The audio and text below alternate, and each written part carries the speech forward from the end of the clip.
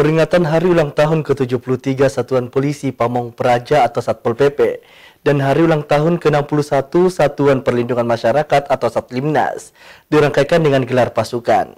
Acara ini dipusatkan di Kota Makassar, Sulawesi Selatan.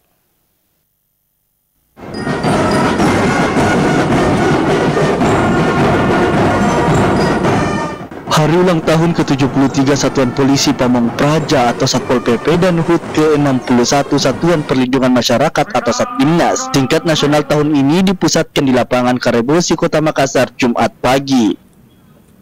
Kegiatan ini dimeriahkan dengan berbagai pertunjukan, mulai interaksi dari Satuan Polisi Pamong Praja dengan memecahkan batu kali dengan menggunakan telapak tangan yang diperagakan 7 anggota.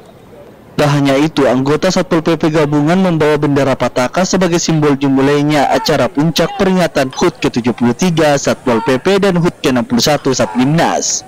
Dalam sambutannya, Wempi Wetipo meminta para kepala daerah untuk melibatkan Satpol PP dalam Satlimnas dalam implementasi kebijakan investasi di daerah. Dengan capaian vaksinasi sebesar 87% dan tingkat kekebalan masyarakat mencapai 99%.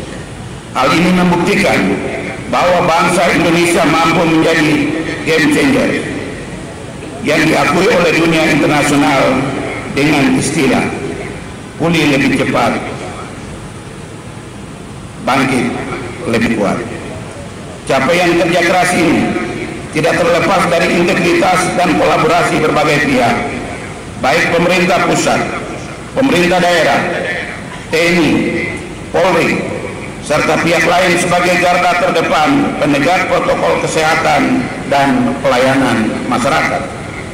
Peserta upacara serta hadirin yang berbahagia, peringatan Hari Ulang Tahun ke-73 Satuan Polisi Pamong Praja dan ke-61 Satuan Perlindungan Masyarakat kali ini mengambil tema mewujudkan wilayah tertib dan ramah investasi melalui Satuan Polisi Pamong Praja dan Satuan Perlindungan Masyarakat yang profesional.